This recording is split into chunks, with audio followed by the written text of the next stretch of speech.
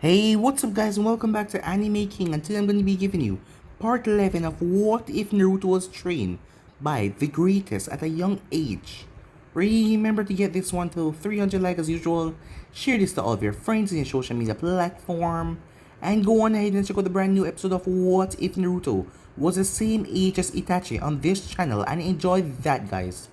And also, I posted a brand new episode of What If Naruto was transported to the Justice League world, so go ahead and check out that and enjoy guys. And remember, if you're new and this is the first time hearing my voice and you enjoy the videos on both Anime King and Anime King 2, go ahead and click that red subscribe button and become a part of the Anime King family. And thank you for helping your support, and yeah, without further ado, what is to begin this new episode? Start the intro.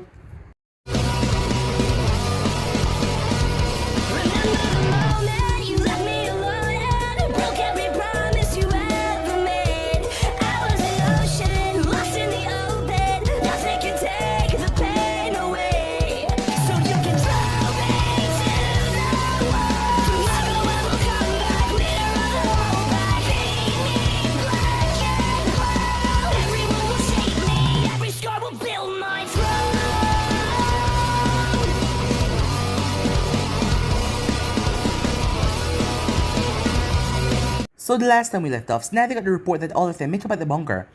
So they were safe there, as she wanted to talk to Naruto, but Hinata told her the real one or the clone. She was confused. When she said the real one, Hinata stopped her for a bit and told her, as Hinata heard Snavi lost it over the comms. Kakashi didn't pick up the signal. Of course he would have the same signal as his students, as Kushina, and all of them told him to answer, but Naruto ignored them, as he acted like he did not hear, as he went around in his cloak mode, as he started to decimate the shinobis. As he went up against the army of sand ninjas, as he told Ibiki he was there for the help, as they launched their jutsus at him, but Naruto bats it away with his cloak, as Naruto pumped as much chakra as he can into his wind jutsu. The thing devastated the entire area, slaughtering a large amount of sand ninjas in one shot, as Naruto created clones before his body gave out, as these clones were different though, as they had the fox appearance, and not to mention they last 30 seconds after you hit them before they dispel, as many of the sand snoobs were taken out, as Baki told them that they need to retreat. The Kazekage was dead, Kankuro was dead as well, and also Gaara seemed to be not coming back.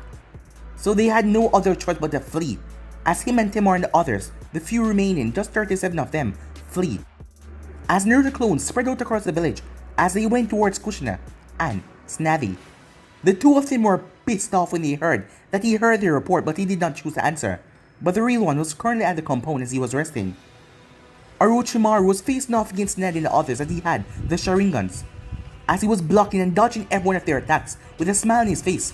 That was until Sarutobi captured him in the dome, as Sarutobi used the Shiki Fusion, as he sapped away Orochimaru's life force, ripping it away, but Orochimaru stabbed him right in the chest, seeing that he was unable to move. But he gave his life as he sealed away Orochimaru's arms forever, as Orochimaru cried out in pain and frustration. When the dome dropped, Orochimaru quickly leaped off the building as the others went after him.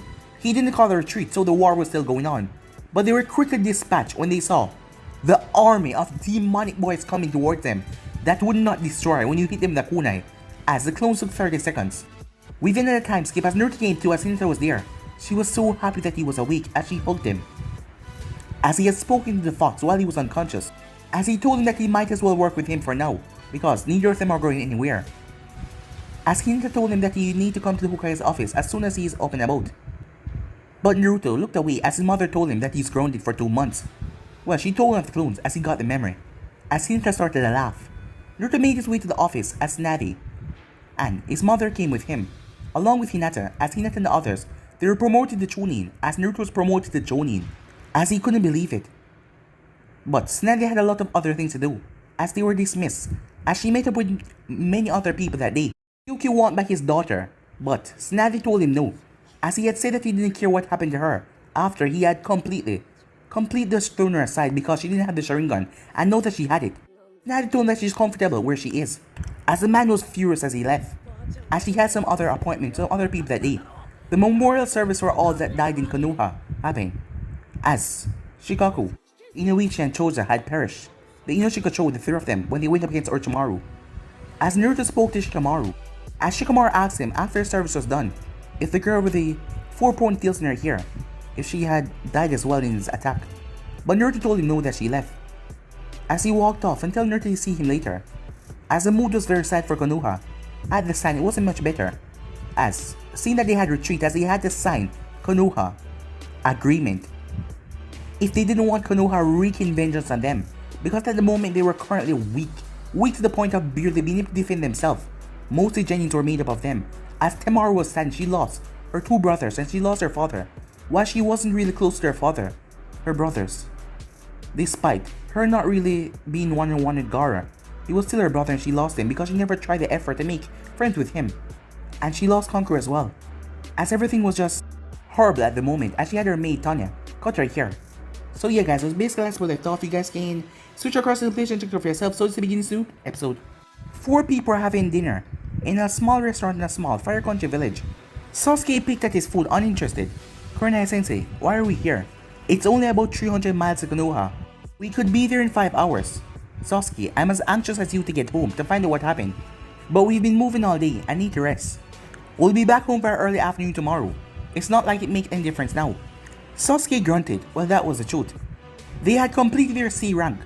And just as they were returning, they heard that Konoha was attacked by the sand and the sound. A combined attack from 2 villages. And after some vicious and bloody fighting, they had won and propelled the invaders.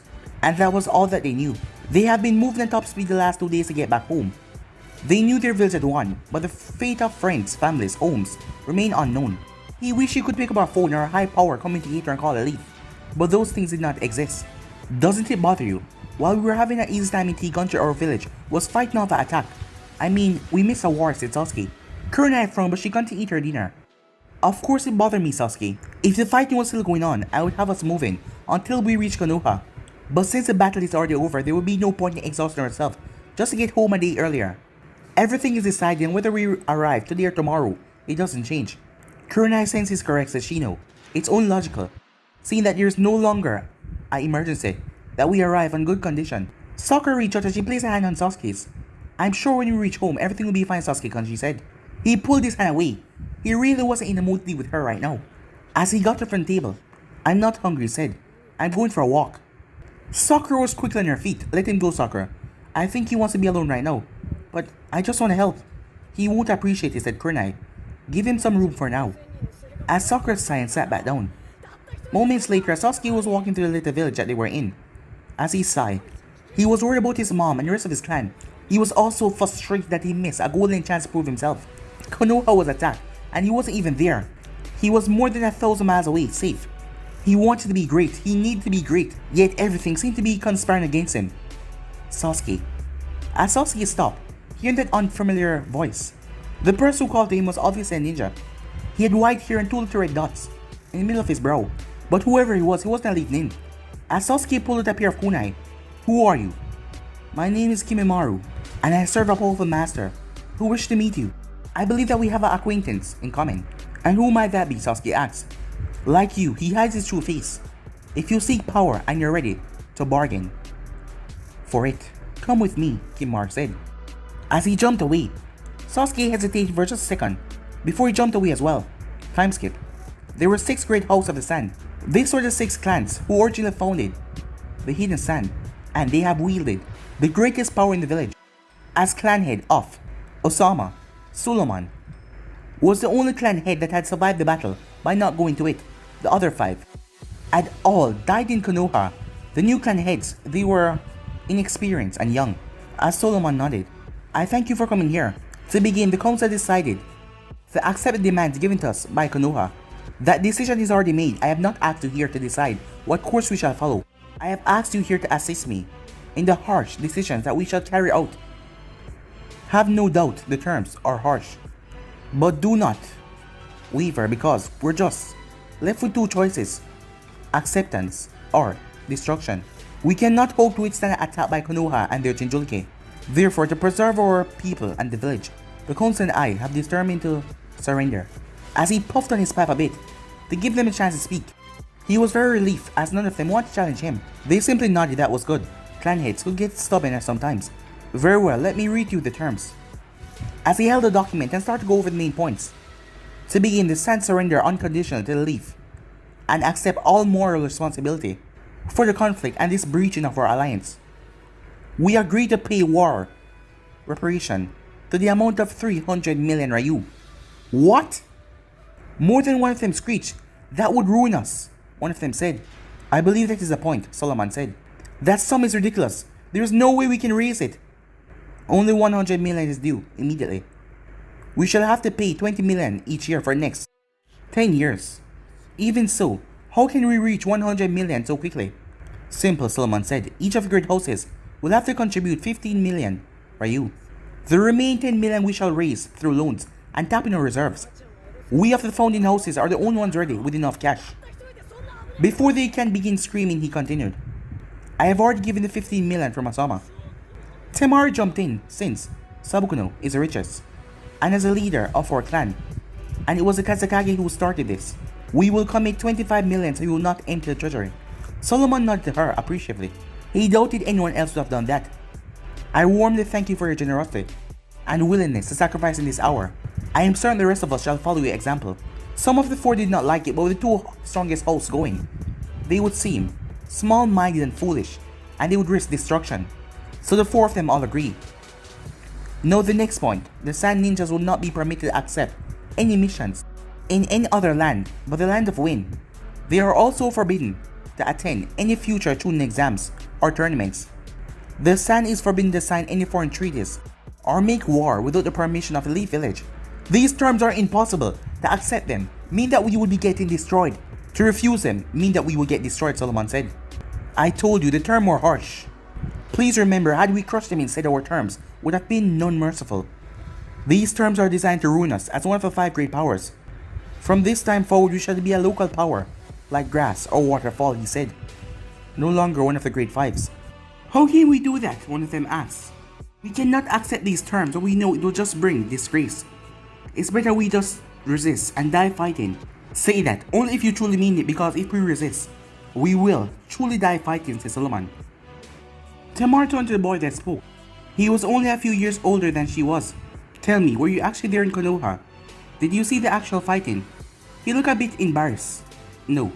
Well, I was, she said, as she looked at everyone.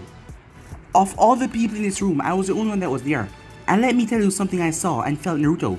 Their Jinchuriki's power firsthand. If he comes here, we will all die. All the ninjas we have left. We maybe last 5 minutes against him. It's all well and good to talk about avoiding disgrace and making the last dance. It sounds very heroic. Maybe someday someone make an epic poem about the fall of the sand. Is that what you want though? Do you really want everyone to die and our village to be destroyed? Do you want us to be condemned to be a small weak village? He shot back. No. But that choice is gone. We lost that choice in less than hours fighting in Leaf Village, said Tamari. Even if we fight, our glory is still lost. We can no more restore it than we can restore our war dead. Forget our greatness, now it is only a question about survival. Sabuku no Temari, speak the truth, said Solomon. What was lost in Konoha cannot be restored no matter what we do. We must preserve the village. The objector seemed to shrink in his seat as the others nodded. Could we at least try to negotiate some of these terms? Solomon shook his head. The terms are not negotiable. We must accept or reject them in 6 days. And the Hokage promised to continue war if we do. He paused. There was no more objections, as he was happy that there was none. There is one more term, a major one. To ensure that we abide by the surrender, each of the noble houses must give up a member to be hostage and live in Konoha. For how long? One of them asked. For as long as they wish. Perhaps permanently, said Solomon. Surprisingly, no one objected over that. Taking hostage was an ancient custom that always involved the noble class. Once they accepted the idea of surrender, the idea of hostage came easily. The meeting lasted for another 20 minutes as details were worked out. As the clan heads were leaving, he asked Tamar to remain. Once they were alone, he spoke to her. Tamar, I thank you for your support. You made them see the truth of the situation. She shrugged. You are in the right. Our choices are to surrender or fight. We can't fight, so we had to surrender. Solomon nodded. There's something I wish to discuss with you. A small smile came in her face. I know, she said. It was like she accepted her fate. It was about me. Become the hostage, isn't it? As he nodded slowly. The term requires 1 hostage from each of the main houses, and you're the last member of your house. I understand. I was ready to fight and die for the sand, if it helped the village. I can be a hostage for the sand, she said. I can do nothing right now, but perhaps in a year or two the Hokage might be open for exchange to allow you to return. Don't bother. When my brother's gone, I have nothing left here to bind me, she said. But this is your home. Don't you want to return? She shook her head. No. I never had friends here. And now I have no more family. Wherever I am, I will be alone, she said. But what about the Sabukun name, he asked. She thought about all the pain and suffering that name brought to Garen's village. What about you, she said, as she left to go and pack. Timeskip. Kimimaro brought into a clearing just outside the village. To say that Sasuke was disappointed would be an understatement. There was a pale, sweaty ninja leaning against a tree. He was wearing a bulky black robe that completely covered him from the neck down. His first impression was frailty and weakness. You're Kabuto's master? He asked, the disappointed tone. Kimimaro sent him a cold glare. Show Lord Orochimaru some respect. Orochimaru? Sasuke drew his kunais. You led the attack against Konoha. Yes, and my only regret is that I failed to destroy it. Orochimaru said with a chuckle, though I did take a little satisfaction in killing the third lord. You killed the third Hokage? That's right. Before you do something stupid, like attack me. Let us discuss the reason Kabuto told me about you. You should feel honored. I have gone through a great deal of trouble to meet with you today, and even put myself in a small amount of danger. Now you want power. I can provide you the power, but in exchange, you become my servant. No. I'm doing this to save my village. I won't betray it. A Uchiha with principle, said Orochimaru. You truly are his brother, aren't you? What do you know about Itachi? Sasuke asked dangerously. Quite a bit. We were in the same organization for some time. However, I found the experience restraining, so I decided to go on my own. Now, Itachi is truly powerful now. If you want to try and match him, I can understand why you want help. I don't want to match him, I want to kill him. And one other person. And who is that? That is none of your business. Show respect, said Kimimaro. Orochimaru simply laughed. Alright. That is okay, little Sasuke-kun. Keep your grudge a secret. I don't mind, but you will never be anywhere near Itachi's level without a great deal of help. I can give you that help. I won't betray the village, said Sasuke. How about this then? You send a few reports about anything interesting you come across, and take care of a few things outside the village from me. How does that sound to you? Sasuke considered, as he knew that he was making a deal with the devil. Damn it, I'm too weak. I need more power to save the village and avenge my father. You won't expect me to kill anyone in the village then? Asked Sasuke. No, but you may need to do some killing elsewhere. That doesn't bother me. I'm a ninja, he said. He slowly nodded. He knew what he was doing was treason. But it was for the greater good. He focused on that. The ends justify the means. I accept. Orochimaru smiled weakly. Then kneel and call me master, Orochimaru said. Sasuke's spine stiffened at that, but he slowly went down to his knees. As you wish, master. Now a few things you must know. This power will greatly increase your chakra and your physical and stamina, of course. When you use the power, there will be a physical manifestation on black marks on your skin. It will come from a seal that I will place on you. No doubt when you return, your leaders will be frightened of your new power and try to seal it. I suggest you don't let them. You will still be able to draw upon it, but things will be easier if you're not required to hide the use of it. The mark take quite a bit of getting used to. You will be unconscious for anywhere for 12 to 24 hours. And I recommend you tell your teammates you follow a suspicious ninja out of the village and you are ambushed. Do you understand, Sasuke-kun? Yes. Yes, what? Yes, Master, Sasuke said, swallowing the word harshly. Orochimaru laughed as his head shot forward, his neck extended, as he sank his fangs into Sasuke's neck. Sasuke dropped to the ground instantly, crying out in pain. Let's go. We're done here, said Orochimaru, as Sasuke passed out. My lord, said Kimimaro. You did not mention to him, as he leapt through the trees, that his odds of survival are only 1 in 10. Why should I? If he dies, it does not matter. If he lives, it does not matter. And had he refused because he feared the odds, I would have simply killed him. As the two of them made their way back to the stone village. Timeskip.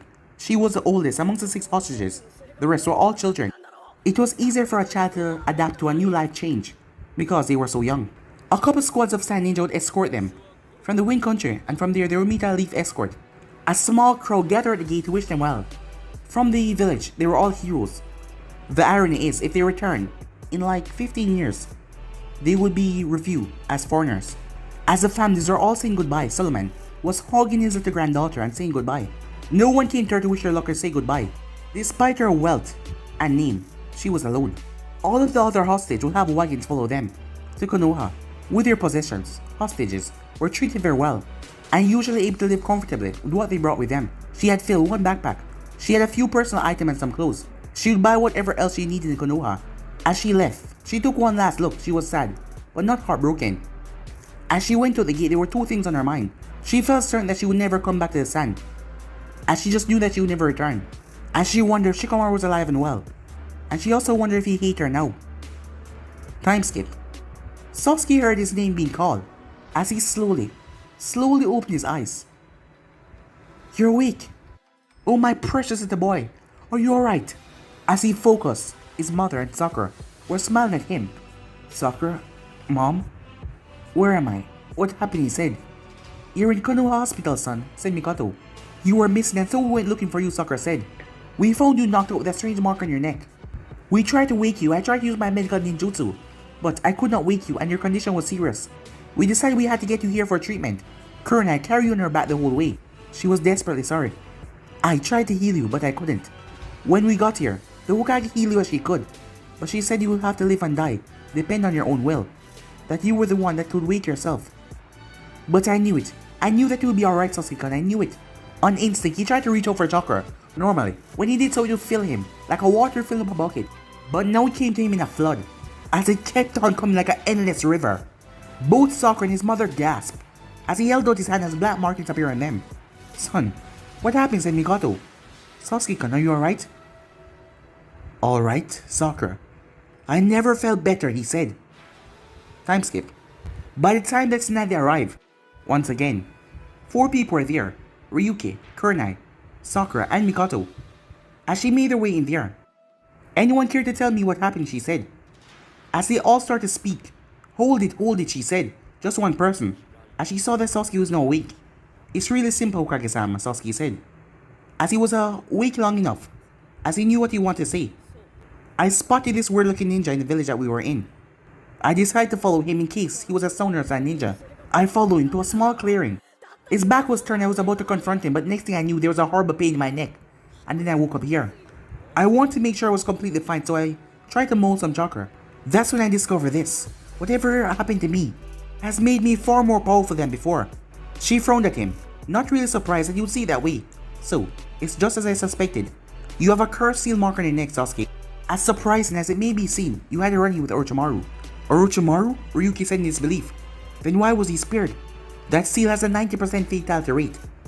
The snake bastard thought that he might have died, and it's just like him to leave someone to a slow and painful death. Sasuke smiled. A 90% fatality rate, he thought.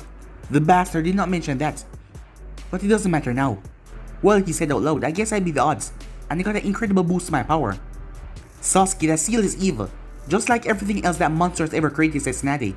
As soon as I can get in touch with Jiraiya, I'm going to have him place a suppressing seal over it. Suppress it? Hokage-sama, I don't want it suppressed. With the power it gave me, I can be one of the village greatest ninjas. Let me use this power to serve the village and you. Tsunade shook her head. No, Sasuke. It will be suppressed for your own safety. That seal power is unnatural, and it will corrupt you and taint you. Ryuki spoke up. Do you mean the same way the Kyuubi power is unnatural, and it will taint and corrupt Naruto? What? Sakura said. What are you talking about? Of everyone here, she was the only one that didn't know. Kurenai and Sasuke both looked at him in surprise. Ryuki, said Kurenai, do you realize you have just broken the Sand Daem's law and committed a capital offense? That law has been repealed, everyone. No, know the truth, said Ryuki. It's true, said Tsunade. Since the battle is rather big part in it, hiding the truth has become impossible. It has become common law within and outside the village. Wait, so Naruto is a Kyuubi? Said Sakura. I'll explain later, said Kurenai. Does that mean some of the Kyuubi power came out during the battle? Asked Sasuke.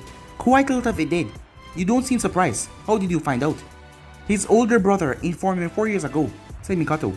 Yes, I've known for a while. But anyways, because his power came out, does that mean people have been demanding that he be exiled, or even worse? As Sasuke sounded a bit smug, Tsunade sent him a scowl. Hardly, she said. There has been bows, cheers. People are finally recognizing him as a hero. Naruto? A hero? Sasuke said, as he could not believe it. What was wrong with those damn, stupid, idiotic people? That's not all, Ryuki said. He has also been promoted to Jonin. What? Sasuke shouted, as he glared at Tsunade. I can see what having friends in the right place can do for a person. You really need to watch your mouth, Brett, said Snappy as she looked at him dangerously. Despite him feeling all powerful now, her gaze was dangerous. Naruto earned his promotion. He, Jiraiya, and Sarutobi are the greatest heroes of this battle. He killed the Kazekage and 300 enemy sand ninjas. He brought the battle to a swift end. And whether you're jealous of him or not, he's a hero and a jonin. Sasuke bit down as he could not say anything about that, as he did not know he had accomplished so much. Despite his newly gained power, he felt Naruto once again leaving him behind. There is no denying that Naruto did an amazing job during the battle, Ryuki said. But that was because he had the Kyuubi power at his disposal. I did not see it myself, but those who saw it said the Kyuubi power had a taint of evil. Can we trust that Naruto have the necessary strength to keep it under his control? Of course we can, Tsunade said immediately. I know that Naruto will be able to handle the Kyuubi's power. Ryuki smashed, he fell right into his trap. Yet, you do not trust Sasuke to control the power that he has received. Tell me, where is the difference? If you feel safe to leave Naruto the Kyuubi's chakra, how can you object leaving Sasuke with this new power? Tsunade frowned, because Naruto is one of the most special cases, and he acts out of love and duty, where Sasuke follows his own ambitions. And also, I trust Naruto, she thought to herself. Seeing her pause, Ryuki pushed on. Sasuke and I both wish for him to keep the seal mark and use it for the good of the village, just as Naruto is able to use the Kyuubi tainted chakra. Please allow him to use Orochimaru's tainted gift. I want to suppress the curse mark for his own good, and the safety of the village. It will damage his psyche over time. Ryuki shook his head. I have faith in my nephew, will, and his strength of his character. He does not want the seal suppressed, or neither does his clan. Mikoto looked troubled, but she remained silent. We absolutely insist that Sasuke be left as he is, Ryuki said. Both of you are damn idiots. Tsunade thought, as she knew that this would be a mistake, but she couldn't antagonize the clan too much. Very well, as the clan insists, I will leave the mark as it is. However, I hold you and the Uchiha clan responsible for his actions. Of course, Ryuki said. Sasuke smiled. He had won. Time skip. 3 days later, as Shikamaru stood in the office with some of the leaders of Konoha clans, Mikoto was there, Hayashi, Shibi was there, as Tatsuma was there as well, and Naruto was there as well. Shouldn't you be in your room right now? I mean, I wouldn't want to get in any more trouble, Shikamaru said. As Naruto grumbled, my mother, consider this as a duty, so it's okay. So, does that mean you have to go straight home afterwards? As Naruto grumbled even more. Yes. As Shikamaru chuckled, you know, you're probably the first Jonin to have his mother ground him. Anyway, shouldn't your mom be doing this, he asked. She's training her team right now, said Naruto. She said I should do it, that will be good experience when I'm clan head. Why are you here? Isn't Yoshino clan head now? Yeah, she is, said Shikamaru, with a sigh. But she's still having a rough time dealing with dad being gone. Right now she's staying with the Yamanakas. They're sort of helping each other with the loss. So she left you all alone, said Naruto. You made that sound like a bad thing, Shikamaru said, a smirk. Anyway, it's not like she left the country or anything. If I need to see her, I know where she is. Tsunade then entered, being trailed by Shizune. It was one of the times she wore the robes of the office, as she looked to be in an excellent mood. Being able to squash this with the sand had made her happy. No more war is going to continue. And having been shown a huge chunk stuffed with Ryu, it helped a lot as well. I want to thank all of you for agreeing to host and care for the hostages. As you all know, there's still some hard feeling running against it in the sand. Even so, these people should be well treated. They are not the enemies, they are not the prisoners, they are our honored guests, and they should be well treated. They may be here for a very long time. It's quite possible they won't leave. Please make them feel welcome. In short order, the hostage or led into Hokage's office. Shikamaru's heart skipped a beat. He thought he would never see her again. Yet, there she was, not 10 feet away from him. She looked very different as she cut her hair short. She was dressed in a black kimono, just like children were. She was also missing that cocky attitude and smile he come to like so much. No, she looked very somber and serious. He couldn't understand why. It couldn't be easy leaving family and friends behind. When she spotted him, a flash of surprise on her face, and pure guilt, before she breathed eye contact and looked down. As Naruto noticed that, hey, what's up with you and girl, he asked, in a whisper. He took a breath. This was troublesome. Girl, in the first place was troublesome, but Temari, she was more troublesome. We sort of hang out together, the week before the finals. As Naruto gave him a very surprised look, Shikamaru had to be the last guy I would have expected, chasing up foreign Kunoichi. For one, he had stated his opinion of girls many times. They were loud and bothersome. Except for Hinata, he said. For another thing, said Naruto, isn't being a girl like that too troublesome for you? You would think so, he said, as he stopped talking. The welcoming ceremony was brief, and each of the hostages was assigned to the clan that would be responsible for them. Temari was assigned to Namikaze, while a little 8-year-old girl named Alisa would go with Inara. Temari was extremely nervous as she looked at Naruto, as she not dared look him in the eyes as she looked down the entire time, as she remembered him from the battle, as she had flirted with him a bit in the first part, but seeing dozens of his clones come after her and her friends, with red eyes, and they would not pop, it had scared her and changed her opinion of him. She offered him a formal bow though. Naruto Dono, I thank you for taking responsible for me.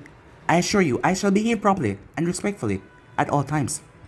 Glad to hear it, said Naruto, just so you know, I don't bear you any grudge. I understand you were doing your duty, as I was. I do understand and I bear you no hospitality, despite what you took from me. Did I kill someone close to you, he asked. My male parent, she said, as she refused to call him father. And my brother, Kankuro. You killed them with the wind style. I'm sorry, said Naruto. You are defending your home from invasion, I understand, and I truly do not blame you. Are you alright, Temari? Shikamaru was there the entire time, as he looked at her. I am fine, Shikamaru. Are you alright, she asked. Yes, but I lost my father. A wave of emotion washed over her, as she remembered when she was invited over to the house. Not Shikaku. I'm so sorry, she said. I'm so sorry. Despite her not being this kind of person, she stepped forward as she hugged him. He hugged her back. I'm sorry too, he said. Do you hate me? She whispered. No, he said. When we said goodbye, as she pulled back a bit to look at him. I want to tell you, but... I know, he said. As Naruto went over to his godmother, he spoke to her. As she looked over and chuckled, as she nodded to Naruto and crossed the room once again. As he put a hand on the little girl's shoulder, named Alisa.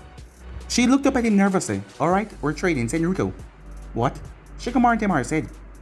The Hokage said it's fine if we exchange assignments. I will take Alisa here, and Temari can go home with you.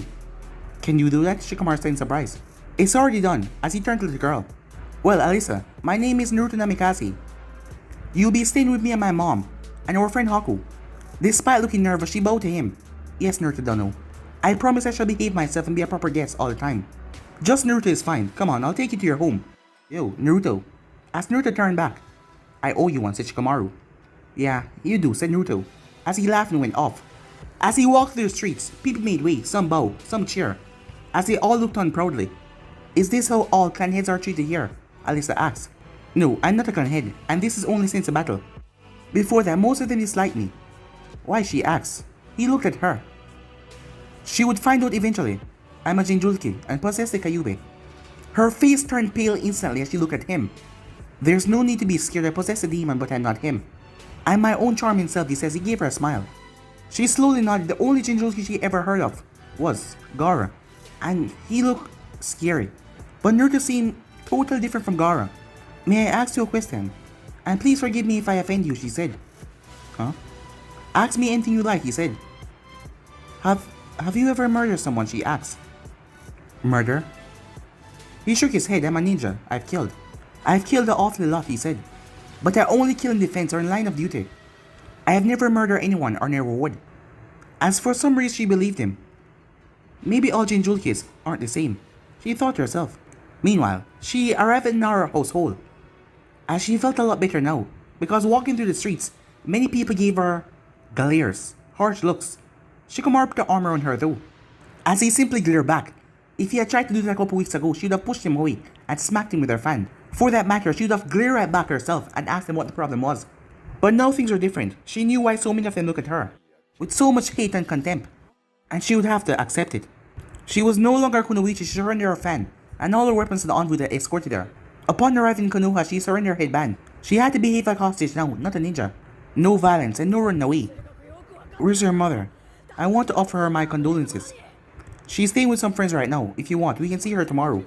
So, you're all alone? That's right. Since a long while, a grin came on her lips. It's been a long while since she grinned like this. Well then, you better go and take advantage of me, she said. As she leaned in close, his entire body became stiff and his face became red. What? He said. As he saw that cocky girl that he liked so much. I said, you should take advantage of me by letting me cooking you a nice dinner. Unless you actually know how to cook. He shook his head. I know where the kitchen is. Relax, I'll make us something to eat. Then after, we can play some shogi. As she made her way into the kitchen, like he was a guest. As he stood there, it then finally clicked to him. This girl was going to be living here with him. He was going to see her every day when he was in the village. She would probably end up becoming close friends with his mother. Oh God, what have I done, he said. Meanwhile, two-cloaked figure stood looking over the hills of what had been the south wall. Not long ago, it was at the height of his glory. But now look at it, a voice said. Is that sadness I hear in your voice, the taller one said. Do you still have some feelings for your old home? No, no feelings at all, the shorter one said. Now let's go. Time skip. They were sitting down for dinner. She did not have an appetite though, but her son seemed perfectly fine and happy. Despite being ambushed and infected with that evil, he seemed in a happy mood. Her brother-in-law was also happy. So far, he was concerned what happened was no more than a blessing. Even Gabriella seemed so happy. She and her father went into a little quarrel about her remaining with Kushina. Gabriella was stuck on it. She would stay with her current team no matter what. Not only did she admire Kushina, but Mikoto got the sense that she was into something with her teammate as well. Despite their disagreement, Gabriel and her father seemed to be drawn a bit closer. Now that his daughter achieved the Sharingan, he seemed that things would finally work out. Whenever he spoke of her to others, it was of praise and joy. Since her activation, Gabriella became more confident and happy. You know, I still can't believe you finally activated your Sharingan, Sasuke teased. In response, she closed her eyes and opened them back, revealing it. She's showing it already. And she didn't mind. Well, you had best believe it. I'm getting stronger, and Kushina is teaching me how to use a blade.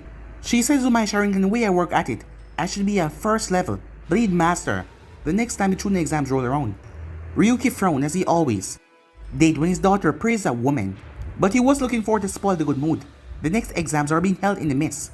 Did she say anything about letting you compete? You would need a third member for your squad. She said if Haku and I continue to progress, she would definitely nominate us for the exams. She said that she will also see about finding us a third member sometime soon. Well, I have no doubt that you'll be tuning this time around, Ryuki said confidently. You know, honey, if you like, I can give you some additional training. She stopped eating and she stared at him. Something wrong, he asked. You haven't called me honey in a very long time, Dad, she said. And you haven't wanted to help me train for a while as well. I know, he said a bit sadly as he took a deep breath. I am sorry for not having more faith in you, my daughter. I should have, but my heart is bursting in pride for you. You made me very proud and like to help you as much as I can. A soul smile blossomed on her face. She never expected him to say that. She didn't think he knew the words I'm sorry. But hearing that, it made her happy. There were still issues between them, but if he was willing, she was as well. I would like that, Daddy, she said. Good, he said. And do you mind if I call you honey, or are you too old for that? No, Dad, she said. You can call me that. Good thing's gonna help you, Sasuke teased. If you want to stay near my level, you're gonna need all the help you can get. Hey, me and Haku would definitely make June at next exams. As he laughed, that's my girl, he said. Mikoto looked at the end of the table. We're quiet. 7-year-old was eating. Are you enjoying your meal, Meiju? Oh, yes. It's very good, he said. Thank you, Mikoto. With his blonde hair and green eyes, he stood out in the Uchiha compound. He was clearly afraid of offending. Sasuke, why don't you show Meiju are in the village tomorrow? Sasuke shook his head. I have training with my squad tomorrow, he said. You can do it before that. Maybe two of you can get to know each other. I would really not waste the time. As Mikoto fronted her, as Meiju looked down. Why don't I show him around to Gabriella? I can introduce you to my team and get you some ice cream. How does that sound? As a small smile came on his face. That sounds fun. I like fun, thank you, he said. Sasuke, I would like a word with you in private. Immediately. She got her from the table and left the dining room. With a dramatic sigh, he pushed back from the dining table and he stood up as well. Excuse me, he said. Made you look unhappy. I hope I didn't cause any trouble, he said. Don't worry, this has nothing to do with you. Meanwhile, did you enjoy your dinner, Alisa-chan? Asked Kushina with a gentle smile. Yes, thank you. It was very good, Kushina-san. You will probably be staying here for a very long time. While you are here, I want you to consider yourself as a part of his family. Of course, since I know you have a family in Stan, I cannot actually adopt you. But I would like to treat you as my daughter, and I would like it very much if you call me Mother. As the little girl smiled. I would like that, Mother, she said. Good, said Kushina as she took the girl in a hug and started to give her kisses. I always wanted a daughter. Oh, thanks, Mom, said Naruto. You know what I mean, dear, she said. Yeah, sure, Mom, said Naruto, as he patted Alisa on top of the head.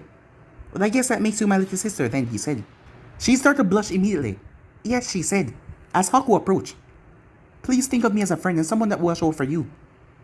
Thank you, Haku, she said. As she looks shyly at Naruto, who was giving her one of his big smiles. Should I call you big brother, she asks. I will like that, little sister, he said. As her blush deepened even more. Thank you, big brother, she said. Why don't you take her around the village tomorrow before you meet with their team? Sure, Mom. Meanwhile, a doll? Yeah, and what's wrong with the doll, asked Temari, as she set the doll down in her room. Aren't you just a little old for dolls? Sandy isn't here as a toy. I brought her as a little reminder I had of happiness growing up. Your doll name is Sandy. Yes, it is. I suppose you never had a childhood toy, she said. I might have, but it's not like I'll ever admit to it, he said. Whatever, she said. Now did you want to play shogi? Sure. You know, dinner was really good. You sound surprised, she said. Well, I am. I didn't think a scared girl like you would know how to boil water. Ow, he said as he rubbed off his head. What was that for? That was for assuming a woman cannot be strong and be a good cook. You know, you're starting to remind me of my mom. Thanks, she said. You know, that wasn't a compliment. Meanwhile, what is it, Mom? I want you to spend some time with Meiju. Why? Sasuke asked. Because he'll be here for a long time, and I would like for the two of you to become close. Maybe he can become like a little brother to you. No thanks, one brother is enough. I'll be polite to him. I will treat him like an honorable guest. But I don't have time to waste to pretend he's something he's not. And what is so important, you have so little free time. I need to get stronger. I need to increase my power. After all, I'm still just a genin. I need to put all my time becoming more like Itachi, she asks. Mom, I am nothing like him. If that's true, then let the Hokage have that cursed seal suppressed. Mom, hear me out, she said. Sasuke frowned but closed his mouth. The man who gave this to you possesses a Sharingan. It is almost certain that he gained it through the murder of Uchiha Demos. To accept anything from him is an insult to Demo's memory. That seal on your neck may give you more power, but please consider the cost. You hear the Hokage say that it will damage your mind over time. It's a poison infection that will only do you harm. Whatever power it gives you, it is not worth the price. Power is worth any price, Sasuke said. I could imagine Itachi saying the same thing she said. Mom, I am not anything like Itachi. I am no longer so sure. When I hear that hunger in your voice to gain power, it makes me shudder a little. You are beginning to scare me, son. You're walking the same path as your brother. He put gaining power against everything else too.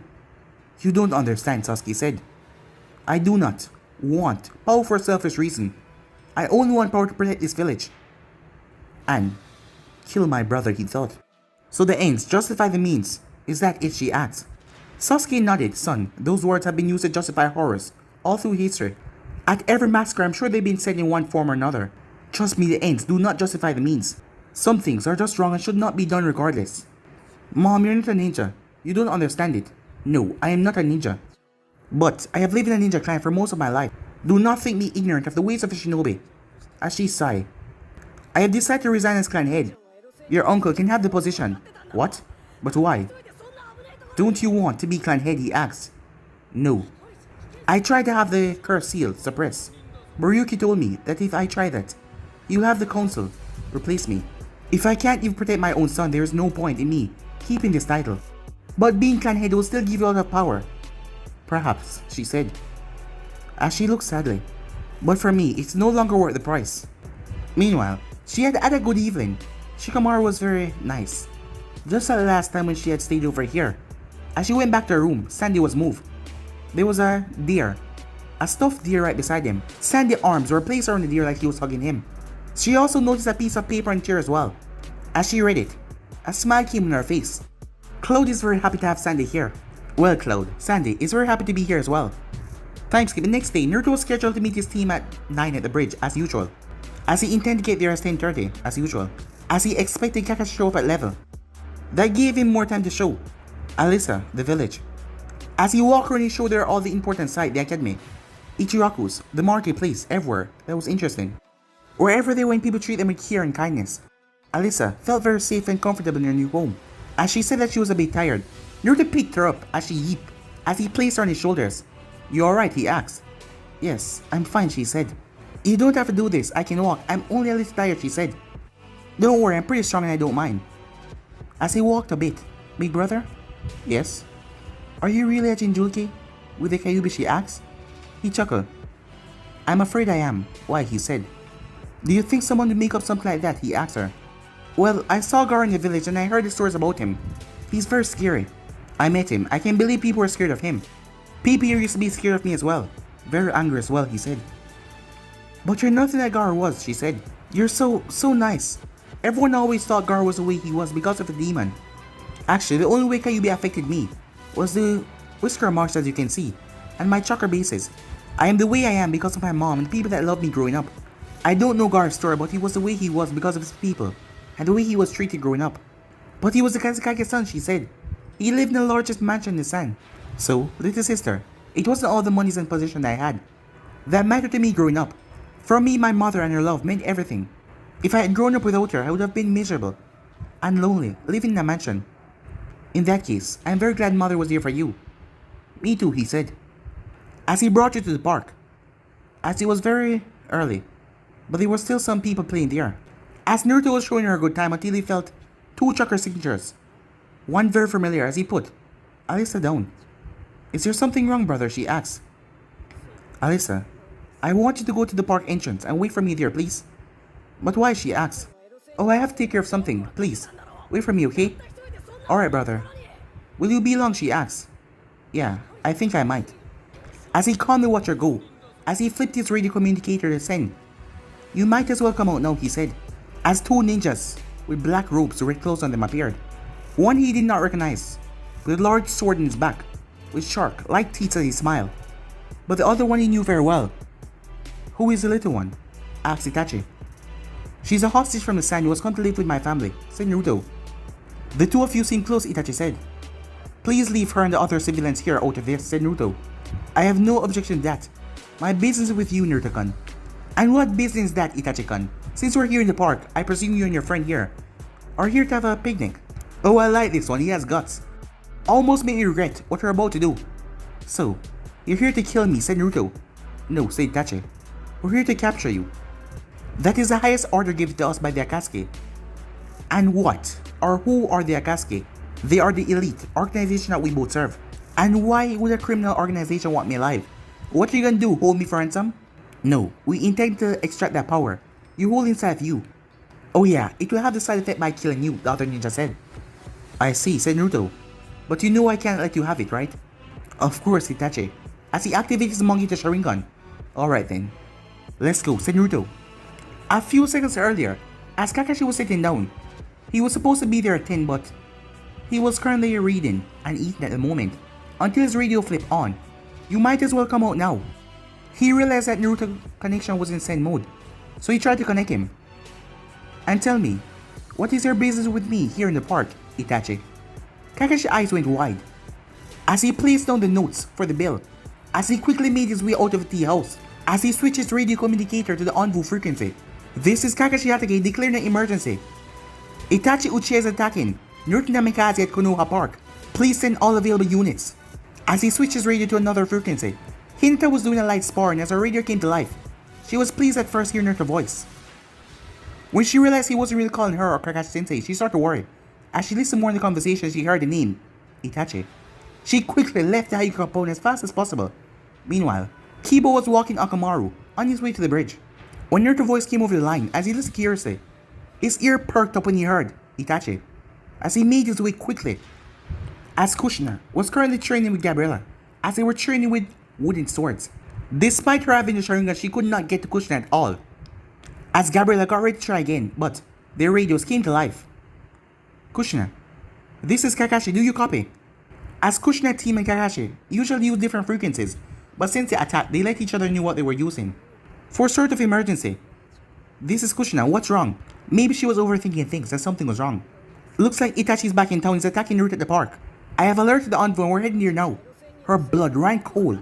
Itachi, I'll meet you there, as Haku had been practicing Senbons, as he was now there as well. You two stay here.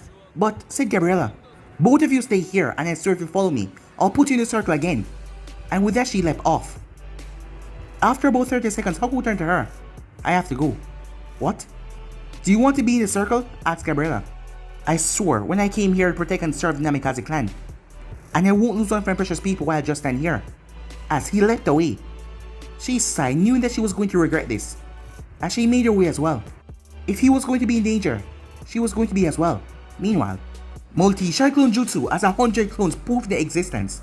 As all of them came down with their blades. As Naruto sent some of them get the civilians out of danger. Kisame pulled the massive blade from his back as the bandit dropped off Samihaka. Itachi speeds through hand sign fire style. Grand fireball technique, he said. As a massive fire came towards him, forcing his clones to scatter. Kisame wiped out 3 clones in one swing. Come on, at least put up a fight, he said. Kisame, I warned you not to underestimate him, Itachi said. As Naruto did not use his most powerful jutsu, because he didn't know how many civilians were in the park. Wind wall technique, he said, as a powerful wall of wind struck in the middle, forcing the mountain to split up, as he sent his clones after Kisame, while the rest went after Itachi. As Itachi was forced into the woods because the clones started fire technique and attacked him in all different directions, separating him from his partner. As the last 4 came to a stop as he eyed Itachi. He was still looking at them when the real Naruto struck from behind, tearing his blade right through Itachi's back and piercing through his chest. Itachi stiffened as he looked over his shoulder. I'm sorry, Itachi, said Naruto. That is alright, Naruto-kun, he said, as his body wavered and became black, as his body split apart into Raven. What the hell, Naruto said, as he dropped his blade. Release! But the ravens were still flying around him. Release! As his right arm started to shake. What the hell? As his skin and clothing started to peel away. As the skin on the right side of his face started to peel away. As his face became a fox with snapping teeth and red eyes. As half of his body became fox. The seal is broken. I am free. You have failed. Now everyone will die. And it was because you were too weak. No! This is just an illusion. This is not real, said Naruto. As the fox arm gripped his throat. Does this feel like an illusion, you fool? You lost control and have been set free. As Naruto couldn't breathe anymore. Damn it, this isn't real, he says, he dropped to his knees. Itachi got rid of the 4 clones and fell to their knees in the real world. As he looked at Naruto, he seemed pathetic in his Hokage cloak as he choked himself. As Itachi was disappointed. This was far too easy, Naruto-kun. You should have been much more stronger. From behind him he heard movement, as one of the clones that were sent off earlier that was not caught in a genjutsu. Not that it mattered, the clone threw a kunai at him. Itachi frowned. It was poor effort and missing by a foot. He did not even dodge. You should have learned to control your efforts. Your panic ruined your aim. As he threw a kunai and ended the clone. Actually, I hate what I was aiming for. As Itachi spun to see Naruto with a kunai in his thigh. Blades of wind technique. As large wind blades appear in front of Naruto as they dash towards Itachi. Blades made of wind could not be blocked by a sword or kunai. They could only be dodged. For ordinary ninja, it would have been impossible to dodge all of this. But for someone who could see chakra and possess incredible physical ability, it was possible. As Itachi leapt and darted, as he avoided being touched by any of them. But by the time the jutsu dissipated, he was already a distance away, and Naruto cast another jutsu. As a thick mist started to rise. I know for a fact the Sharingan cannot see through fog, Naruto said. That is true. Naruto-kun, will you use this jutsu to escape? Asked Itachi. Escape? Naruto ripped the kunai out of his leg. You're not gonna be that lucky. As he took off the Hokage's cloak, you shouldn't have come back to this village, and you should not have come after me. I'm gonna kill you. As Itachi's lips smirk. This might be a bit challenging after all, he said, as he waited. Meanwhile, Kakashi shook his head. Damn it, Naruto. There's no shame in retreating as he heard the words, I'm gonna kill you today. The entire park was covered in dense fog, as he sliced his thumb and went through hand signs. As Pakon appeared. Yo, Kakashi, what's up, he said. Itachi's attacking Naruto, I need you to bring me to him. Without running into Itachi first. Got it, stay close to me or we might get separated in this stuff. Kushina switched frequencies as she heard Naruto just threatening Itachi. Naruto-kun, a tactical withdrawal is not the same as running away. If she could have told him to pull back and wait for help, but his radio communicator was in a send mode. As she looked at the thick fog in front of her, as she tried to get the best place to go in. 2 figures landed beside her though. What are you 2 doing here? Kushina-sama, I swore to you that I would protect the Namikaze with my life. Even if I'm punished for it, I would not go back on my oath. And knowing that Naruto is in danger, I want to help him no matter what. Kushina frowned at him as she turned to Gabriella. And what's your excuse? I couldn't let Haku go by himself. He might have gotten lost, she said. I assume if I tell you both to wait here, you both will ignore it as well. Yes, Haku said, as Gabriella nodded. Alright, since you're both determined to be stupid and insubordinate today, we're going as a team. But understand, I will be punishing you too for this later. As Gabriella, heart shrank. Can you see through this mist? I'm sorry, said Gabriella, shook her head no. It can't be helped. Alright, stay close to me, she said. As a unit, as she made their way. Meanwhile, do you see him? Kiba asked. Yes, and I see Itachi, and Kakashi Sensei as well. Sensei, we'll reach Naruto-kun first. Come on, let's hurry. As they headed straight for Naruto. Meanwhile, Kisame knocked down the last clones. Now that was a good workout. As he smirked, he had a few cuts on his body while fighting clones, even though it was at least 70 of them, they were still clones. As he recognized the jutsu that was used, as he wondered how a Leaf Ninja learned this jutsu, he smiled. That kid was truly something impressive. As he made his way into it, with a smile on his face, this was gonna be fun. But I'm gonna be ending this episode right here. For the next part, it's hard not to do. Like, subscribe, comment down below, and turn on bell notifications stay posted. And remember, share to all of your friends and social media platform. But I'm off for now. See you guys soon. Peace.